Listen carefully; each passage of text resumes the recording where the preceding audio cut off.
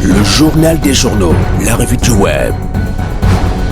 Le journal des journaux, la revue du web. Nous abordons à présent la revue du web sous l'égide de Clément Tungui. Bonjour Clément. Merci Séraphin, bonjour à toi, bonjour à toute l'équipe qui t'accompagne pour la réalisation du journal de ce matin. Nous t'écoutons pour le dérouler. Merci Séraphin. Mesdames et messieurs, très heureux de vous retrouver ce matin. Alors nous ouvrons la revue du web avec le site Cameroun Tribune qui présente sur sa page du jour les malfrats qui violaient les sexagénaires. Ils semaient la terreur au quartier Colbison depuis des mois et méditent à présent leur sort à la première légion de gendarmerie nationale. 2 heures, c'est le temps qu'il a fallu aux éléments du service de recherche judiciaire et de lutte contre le grand banditisme à la première légion de gendarmerie nationale pour rattraper un jeune ayant essayé de violer une sexagénaire. Les faits se sont déroulés le 20 novembre dernier dans un champ au quartier Colbison. Les Pandores ont par la suite mis la main sur les 11 autres membres du gang spécialisé dans les vols aggravés, les cambriolages des domiciles et surtout les viols des personnes, des femmes âgées. Ces malfrats semaient la terreur dans l'arrondissement de Yaoundé 6 depuis des mois. Vous pouvez retrouver l'intégralité de l'information sur le site Cameroun Tribune.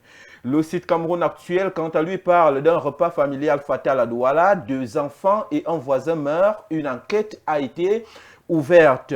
Ndabakel Fatima, mère de 6 enfants, réclame justice après la mort de 2 de ses enfants âgés de 7 et 10 ans, ainsi qu'un voisin de 27 ans dans ce qui semble être une intoxication alimentaire. Le drame s'est produit lundi soir à Mabanda du côté de Douala.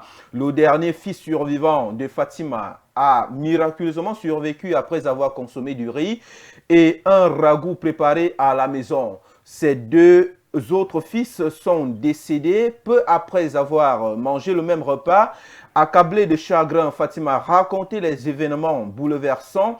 Une enquête a été ouverte afin de déterminer les causes exactes de ces décès. Les 3 victimes ont donc été transportées à Bamoun pour y être inhumées. Le site Cameroun Web parle d'un homme qui a assassiné lâchement sa mère pour une raison surréaliste. C'est un drame familial qui a plongé le quartier Baladji 2 à Ngaoundéré dans l'horreur. Dans la nuit de vendredi à samedi dernier, une femme a été sauvagement assassinée au lieu dit fin Goudron.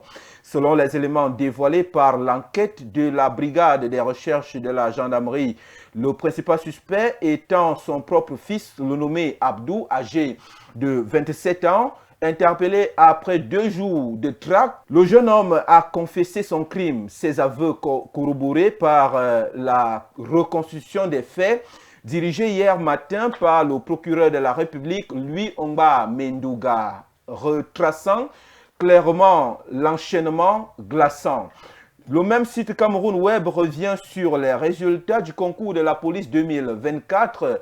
Martin Barga Ngele, délégué général à la Sûreté nationale, se prononce sur l'affaire de doublons.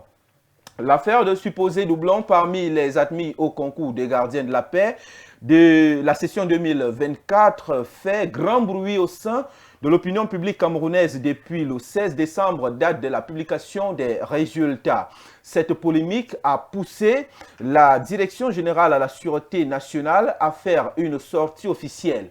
En effet, dans un communiqué numéro 0051-DGSN-DRH-SDRUPS-SR du 16 décembre 2025, le délégué général à la Sûreté nationale précise que le nom Samaki Daniel apparaît 2 fois sur la liste sur les numéros 652 et 663 ne constitue pas de doublon. Il s'agit selon les autorités sécuritaires d'une homonymie dont 2 candidats distincts, chacun avec son code d'examen propre ayant réussi le même concours. Mesdames et messieurs, vous pouvez également retrouver l'intégralité de cette information sur le site Cameroun Web. Et ce matin, nous clôturons la revue du web avec le site Investir au Cameroun qui parle cacao au Cameroun.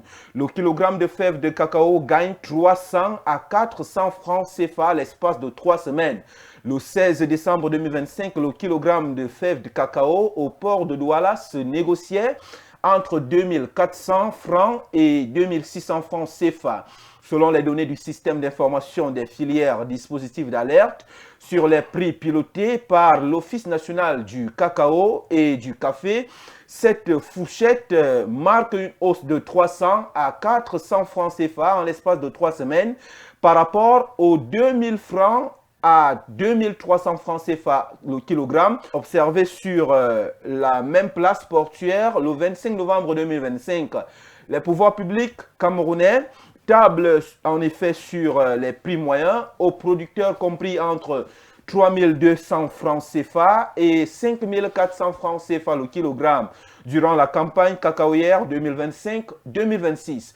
Retrouvez également l'intégralité de l'information sur le site Investir au Cameroun. Mesdames et messieurs, bon début de week-end à vous. C'était tout pour la revue du web de cette semaine. Nous nous donnons rendez-vous mercredi prochain. Lundi, ça sera avec Marie-Aimée. Vous restez avec Séraphin pour la suite du journal. N'oubliez pas que notre engagement et notre détermination, c'est vous. C'est Dieu qui courons le tout. Séraphin, c'est tout pour ce matin. Merci Clément et à la semaine prochaine.